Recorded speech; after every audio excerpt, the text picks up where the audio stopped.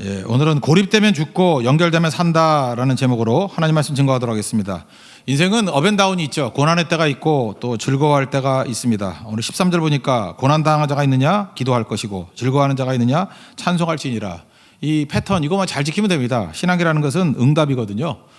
그래서 그냥 공식으로 외우듯이 이렇게만 움직인다 그러면 믿음의 삶이 이렇게만 간다 그러면 문제가 없겠죠. 고난 있습니까? 그냥 무조건 고난과 기도를 이렇게 짝을 지으면요 유익이 있습니다. 승리하고 유익이 있다라는 거예요. 그리고 즐거워할 때 이게 찬송하고 찬송이 감사잖아요. 그런 부작용이 없습니다. 교만해가지고 넘어지거나 이럴 수 없다라는 것입니다. 그러니까 기본에 충실한 거 이거보다 중요한 건 없겠죠. 그러니까 하나님 앞에서 꼭 이 자세 갖추고 있는 것들이 꼭 필요하다라는 것입니다. 이거 없으면 안 된다는 거죠. 기본만 잘 되면 언제든지 승리할 수 있다는 것입니다. 근데 신앙이 잘못되면 이게 헷갈리기 시작하죠. 그래서 뭘 해야 되나 뭐 이러다가 고민에 빠지게 될 때가 많이 있다는 것입니다. 그래서 신앙이라는 거는 생각으로 사는 게 아니라 그냥 이렇게 습관이라 그러죠. 이렇게 무조건적인 반동으로 살아가는 거 그런 것들이 되게 중요하다는 것입니다. 들었던 얘기인데 어떤 그 교회 이제 지금은 원로 목사님이 되셨죠. 옛날 얘기입니다. 택시를 탔는데 그 뒷자리에 앉았는데 500원짜리가 있더라는 거예요. 500원이 꽤 큰 가치가 있을 때였어요. 그러니까 지금보다는 큰 가치. 뭐 잘 안 죽고 하는 그런 때 아니고 가슴이 떨리더라는 거예요. 500원을 보고. 그 목사님인데 그죠? 이거 가질까 말까 이제 별 생각을 다 하는 거죠. 이거 기사한테 얘기해 봐야 기사가 찾아줄 것도 아니고 그 주인이 누군지도 모르고 그래서 고민했다는 거예요. 이거 500원 어떻게 할까 어떻게 할까. 근데 또 생각하니까 내가 그래도 원로 목사까지 되는데 이거 지금 나이 들어가지고 뭐 하나 뭐 이런 생각이 들더라는 거예요. 고민하다가 에이 그렇지 이거 기사한테 말해줘야지 라고 이제 택시 내릴 때 500원 여기 주셨습니다. 주인 찾아주세요. 그리고 줬다는 거예요. 잘했죠? 예, 그래서 택시비가 얼마 나왔나 했더니 당시 3,800원 나왔대요. 그래서 기분이 그래서 이때 딱 끊어줘야지 하면서 4,000원 줬대요. 그리고 나머지는 팁입니다. 그러고 내렸다라는 거예요. 그러고 난 다음에 다시 뒤져보니까 4,000원을 준 게 아니라 4만 원으로 준 거예요. 그 1,000원짜리가 아니라 10,000원짜리를 준 거예요. 근데 나머지 팁입니다. 그러면 200원이 팁이지 그럴 리잖아요, 그죠?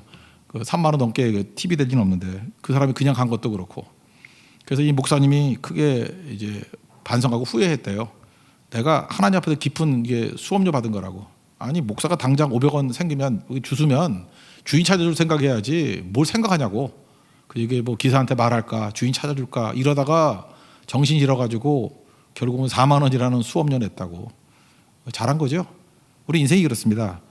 신앙이라는 게 그때그때마다 판단하고 누가 이게 옳은 건가 그른 건가 선악을 판단하고 이게 누구한테 유익이 있을까 이런 거 따지다 보면요 나중에 혼미해져가지고 아무것도 못한다는 것입니다. 그래서 신앙생활 하다 보면 그래요. 주일 되면 교회 오는 거고 새벽 되면은 새벽기도 나오는 거고 성교 때 되면 성교 가는 거고 이렇게 무조건 반사적으로 사는 거 이게 되게 중요하다는 것입니다. 오늘 이 원로 목사님이 하시는 얘기가 그거예요. 고민하는 건 생각이죠. 생각하는 거에 마귀가 다 들어온다고. 그래서 생각하지 말고 하나님 말씀 앞에 딱 보세요. 내 돈 아니면 주인 찾아줘야지. 그럼 끝나는 거 아니에요. 500 갖고 왜 고민해요? 별것도 아닌 것 같고. 그래서 깊은 깨달음이 있었다. 신앙이 다 그렇습니다. 고난당하면 기도하십시오. 그래서 제일 보기 싫은 게 뭐냐 이런 얘기예요. 크리스찬들이 볼 때 고난당했는데 기도하는 사람만큼 보기 싫은 거 없어요. 동네방네 떠들고 다니면서 나 고난당한다. 근데 기도가 없어. 그럼 속으로 다 욕해요. 한심한 놈. 고난과 기도는 붙어야 돼요. 즐거워하고 있죠. 근데 찬송과 감사가 없다 그러면 그 사람 문제 있어요. 저 곧 교만해질 거예요. 깨지게 될 거예요. 끝이 안 좋게 될 거라고요. 그래서 항상 그렇습니다. 즐거워할 때는 찬송하고 고난당할 때는 기도하는 이게 무조건 반사적으로 항상 이런 것들이 따라가는 하나님의 거룩한 종 되기를 바랍니다. 그 중에 하나가 기도죠. 기도하라는 거예요. 14절 보십시오. 너희 중에 병든 자가 있느냐? 그는 교회 장로들을 청할 것이요. 그들은 주의 이름으로 기름을 바르며 그를 위하여 기도할지니라.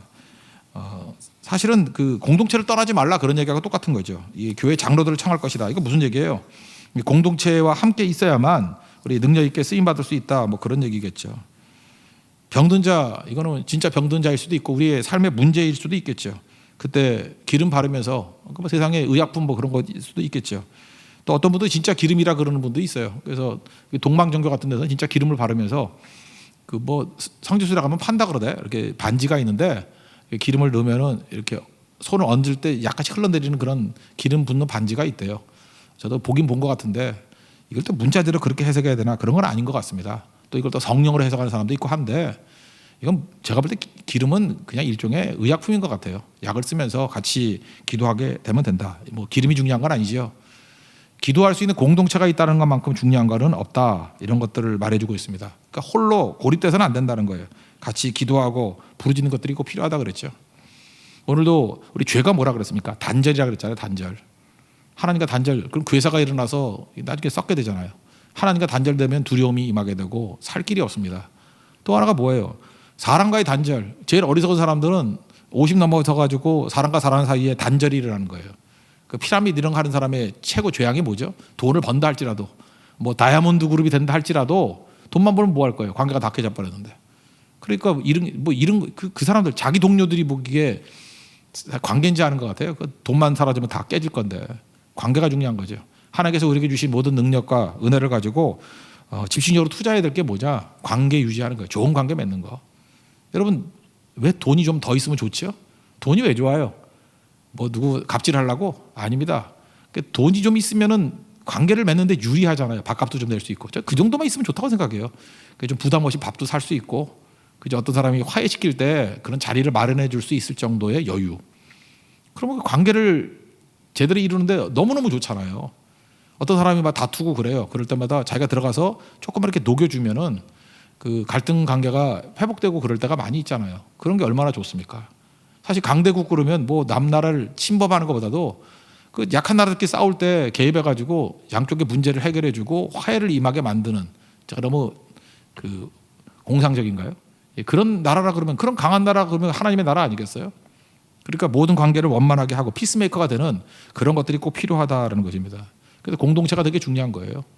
내가 병들고 힘들 때 나를 위해서 기도해 줄 수 있다라는 것, 그게 되게 중요한 거죠.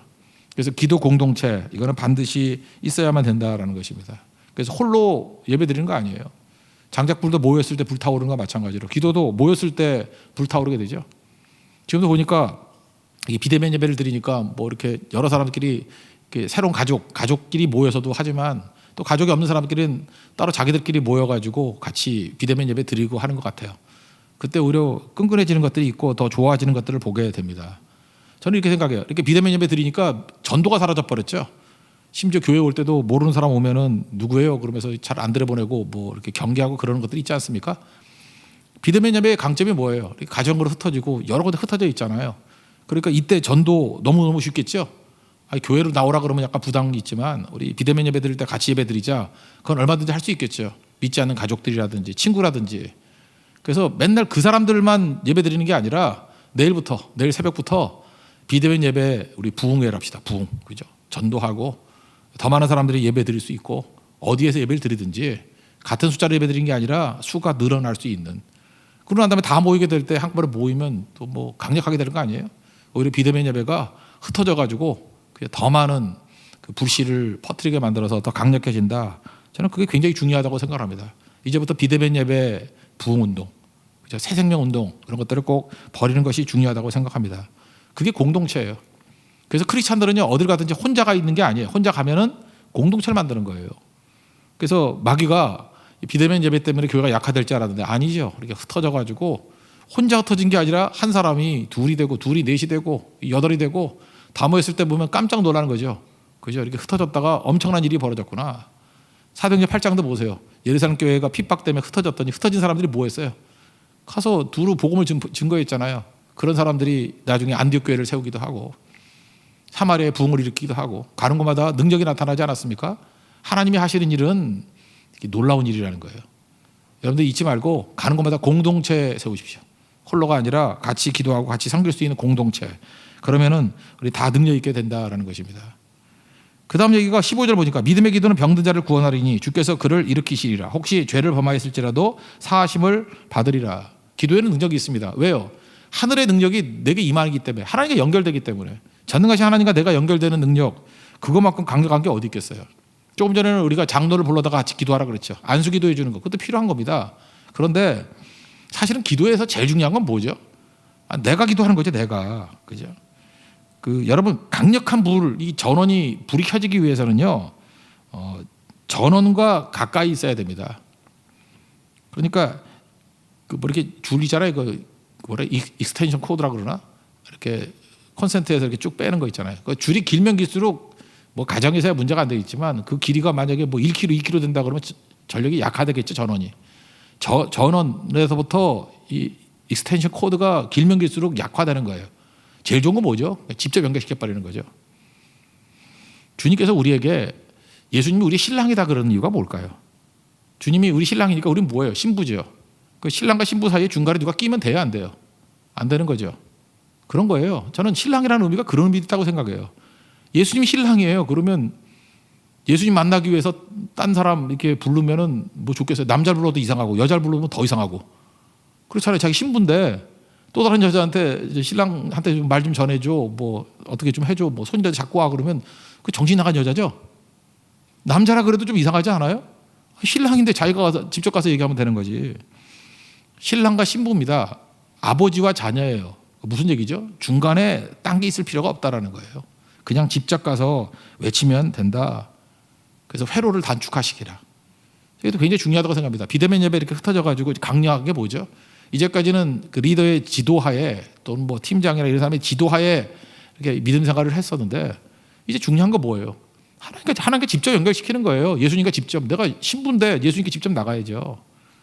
휘장이 다 찢어졌다면서요. 하나님 보좌 앞에 나갈 수 있는 힘이 있다면서요. 그럼 내가 직접 나가는 게 중요하지 않습니까? 제가 볼 때 이게 유익이에요. 광야의 유익이 이런 거라고요.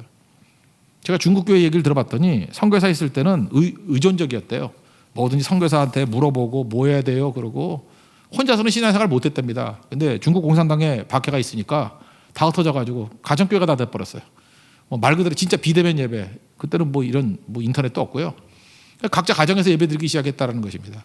그때부터 불이 붙는 거예요. 갑자기 우리 아버지가 그렇게 설교 잘하지 이렇게 된 거예요. 농땡이 치는 아버지가 말씀 연구해가지고 가정에서 설교하고 말씀에 간증이 있고 막 불이 붙는 거죠. 또 말씀이 능력 있는 분들이 있으면 또 옆집에서도 와서 같이 듣고 하다 보면 그게 작은 교회가 돼버리는 거고. 한번 기도하기 시작하면 이제 미룰 수 없죠. 내가 기도에 기둥이 되지 아니하면 다 죽잖아요. 그러니까 기도의 용장들이 나오고 목숨 건 사람들. 중국에서는 감옥에도 가는 게 많았지만 벌금이 많았대요. 벌금이 거의 뭐 2달치 3달치 월급 정도 되면은 가난한 사람들은 치명적인 거 아니에요. 감옥에도 들어갔다 오고 벌금도 내고 그러면서 신앙이 불붙는 신앙이 되고 고난을 이기는 신앙이 되더라는 것입니다. 저는 우리 현장에서 여러분도 마찬가지입니다. 어린아이 신앙이 아니라 강력한 하나님께 구해서 얻는 그런 능력의 종들 되기를 원합니다. 지금 맨날 징징대잖아요. 그죠? 맨날 뭐 취업시켜 주십시오. 월급 좀 주십시오. 돈 좀 주십시오. 맨날 이런 거였는데 정말 진짜 고난을 당하게 되면 하나님께 직접 연결이 돼서 하나님의 뜻대로 구하는 기도가 되겠죠. 폴 트루니에게 아까 얘기했잖아요. 인간의 가치라는 게 어디서 나오냐? 나의 작은 발걸음이 하나님의 큰 뜻과 조화를 이룰 때래요. 그러니까 내가 뭘 하는 것들이 작잖아요. 뭐 아무리 커봐야 인간이 얼마나 크겠습니까? 근데 하나님의 큰 계획과 조화를 이룰 때 거기서 모든 가치가 있다라는 것입니다. 출애굽기 1장 15절 보면 나오잖아요. 바로 왕. 당시 애굽이 세계 최강아니에요. 최강. 그러면 그 바로 왕의 결정에 따라서 좌지우지되는 그런 시대 아니에요. 근데 학자들이 그렇게 연구를 해도 출애굽기 1장에 나오는 바로가 어떤 바로인지 뭐 아메노테 메섹 그런데 그것도 아닌 것 같아. 보니까 뭐 구구예요. 하여튼 어떤 학자의 지지도 10% 이상 지지를 얻는 사람이 없어. 그래서 이놈의 바로인지 저놈의 바로인지 몰라요. 그죠? 바로인지 거꾸로인지 하여튼 모르겠어. 누군지. 근데 거기 1장 15절 보니까 용기를 가지고 하나님의 뜻대로 그죠? 생명 걸고 고난을 극복하면서 아이를 숨겨준 남자아이 나오면 날강에 들어가는데 안 던진 믿음을 지킨 사람이 나오죠. 산파. 만약에 이 산파가 없으면은 어디서 났죠? 할머니들이 받았어요. 흔해 빠진 게 산파예요. 옛날 산파는 직업도 아니에요. 그냥 동네 아줌마들이 다 애 받았다고. 보잘것없는 여자라는 거예요. 시프라하고 부하 이름도 나오죠. 여러분 성경에 이름 넣는 게 쉬운 일인지 알아요? 성경에 웬만하면 이름 없습니다. 그냥 대충 도매급으로 나가버리지. 근데 정확하게 산파 이름이 나오잖아요. 하나님이 보실 때 중요한 사람이 누구라는 거예요. 그 믿음 지켰던 산파가 사실은 역사를 움직이는 거죠. 사실 모세가 이게 뭐 전 세계 역사를 다 바꾼 거 아니에요? 그 사람을 가능케 만든 사람이 두 산파 아니었어요. 이름도 나오고 시부하고 부하 이름도 나오잖아요. 귀중하다는 거예요. 여러분들 가치 있는 인생이 되기 위해선 내가 큰 존재 되는 게 아니에요. 하나님의 큰 뜻을 알고 그 뜻과 보조를 맞추고 조화를 이루고 하모니를 이루고 걸어가게 될 때 제일 강력한 종이 될 수 있다라는 것입니다. 그러므로 여러분들 지금 어려운 상황 속에서 혹시 이게 고독한 상황에 놓인다, 광야의 길에 놓여 있다 그러면 믿음의 기도를 하십시오. 직접 하나님과 연결시키는 전원의 근원으로 연결시킬 수 있는 하나님 종 되기를 바랍니다. 우리는 그리스도의 신부입니다. 신부가 신랑 찾는 게 뭐 힘들어요? 중간에 잠깐만 끼지 말고, 잠깐 목사 찾지 말고, 팀장 찾지 말고 스스로 하나님 앞에 기도하고 나아갈 때 하나님께서 응답해 주신다는 것입니다. 히스기야도 그랬죠. 죽을 병 걸리니까 맨날 이사에 찾아가지고 징징대고 뭐 기도해달라 이러다가 지가 죽게 되니까 벽을 향해서 기도하잖아요. 살려달라고, 내 눈물 보시고 기도를 들으시라고. 그랬더니 열왕기 20장에 보니까 하나님께서 내가 네 눈물 받고 기도 들었다. 원래 왕들은요 기도도 하청 주는 사람들이에요. 알아요? 옆에 주르르 그 뭐 선자 세워놓고 돈 많으니까 그 날 위해서 기도해줘 뭐 이런 거라고요. 그러니까 맨날 어린아이 믿음이죠. 그런데 그런 거 깨기 위해서 하나님께서 죽을 병 딱 줘놓으면 무슨 놈의 하청이 있고 그런 게 있어요. 내가 직접 해야지. 안 그래요? 그래서 기도하고 난 다음에 응답만 이사야가 들고 왔어요. 하나님 응답했다 그러고 이사야가 기도해 준 거 아니에요. 이때부터 벌써 보세요. 독자적으로 서기 시작하잖아요. 여러분도 하나님께서 여러분이 기도의 능력을 주셨다는 걸 깨닫고 부르짖고 외쳐서 기도의 용장이 되는 우리 하나님의 거룩한 종 되기를 바랍니다. 그 다음 여기 16절 한번 읽어보겠습니다. 그러므로 너희 죄를 서로 고백하며 병이 낫기를 위하여 서로 기도하라. 의인의 간구는 역사하는 힘이 큼이라. 역사하는 힘이 크다. 이건 내가 하는 게 아니죠. 하나님께서 의인이 뭐예요? 성경에서 말하는 의인은 다 믿는 자예요. 하나님을 철저히 믿는. 악인은 뭐죠? 믿지 않는 자가 악인이에요. 의인은 그죠? 하나님을 믿는 자는, 믿고 기도하는 자는 반드시 응답이 있다. 그래서 역사하는 힘이 있느니라. 이게 되게 중요한 거죠. 그래서 하나님 앞에 부르짖고 외칠 때 하나님께서 기도에 역사하신다는 것입니다. 요한계시록을 보면요, 세계 역사는 누구에 의해서 움직이느냐? 순교자의 기도에 의해서 움직여요. 여러분 잘 보면은 뭐 정치가가 움직이는 거하고 경제가 움직이는 거하고 안 그렇습니다. 순교자의 기도, 다시 말해 성도의 기도가 우리를 움직이는 거예요. 그래서 하나님 앞에 여러분들 기도하시고, 사실은 이 나라의 모든 문제들, 뭐 전염병부터 시작해 경제, 정치 모든 문제, 사실 누구를 욕을 해요? 크리스찬들의 문제지. 우리가 기도 안 했기 때문이지. 기도로 움직이는 거예요. 기도로. 오늘도 여러분들 그 뉴스를 보고요, 그런 내용들을 보면서 우리가 얼마나 기도가 부족했는지 하나님 앞에 큰 스케일을 놓고 기도하십시오. 뜻이 하늘에서 이룬 것 같이 땅에서도 이루어지기를 원합니다. 그리고 예수 믿는 사람들은요, 침묵하든지 하고 말을 예쁘게 잘해야 돼요. 그죠? 옳다고 말 함부로 하면 안 되는 거거든요. 말할 때 세 가지 원칙이 있다 그랬죠. 이게 필요한 말인가? 필요하지 않은 말은 될 수 있으면 하지 마십시오. 특별히 크리스찬의 이름으로 하지 말고 뭐 사적으로 그건 사적으로도 하지 마세요. 그리고 이 말이 진실한 말인가? 그리고 친절한 말인가? 그거 아니면 틀린 거거든요. 옛날에 그 뭐 버스 토큰 쓰던 시절이에요. 토큰이란 거 아세요? 동전 비슷한 거 해가지고 동그란 거 이렇게 집어던지고 하는 시대인데 옛날 얘기예요. 어떤 청년이 그 지갑을 두고 와가지고 버스 탈 수 있는 돈이 없었대요. 하나도. 그럼 그냥 머뭇거려야 되는데 이 녀석이 또 넉살도 좋아. 거의 되게 예쁘게 생긴, 착하게 생긴, 예쁘고 착한, 물론 불가능한 얘기지만 예쁘고인데 왜 착해? 그죠? 예쁘고 착한 어떤 아가씨가 서 있더래요. 그래서 저기 버스비가 없어서 그러는데, 지갑 두고 와서 그런데 좀 버스비 좀 달라고. 참 이것도 힘든 얘기죠, 그죠? 저는 못할 것 같은데 이 친구하고는 했어요, 그죠? 그랬더니 그 예쁜 아가씨가 그러더래요. 시간 있으세요? 그러더래요. 깜짝 놀라가지고 막 가슴이 쾅쾅쾅 뛰면서, 야, 이게 진짜 고난이 나에게 축복으로 다가오는구나. 변장된 축복이구나. 시간 많습니다. 그랬더니 걸어가요. 그러더래. 내가 볼 때 이 자매가 하는 얘기는 틀린 얘기는 아니죠, 그죠? 예, 시간 많은데 뭐 걸어가 그러면.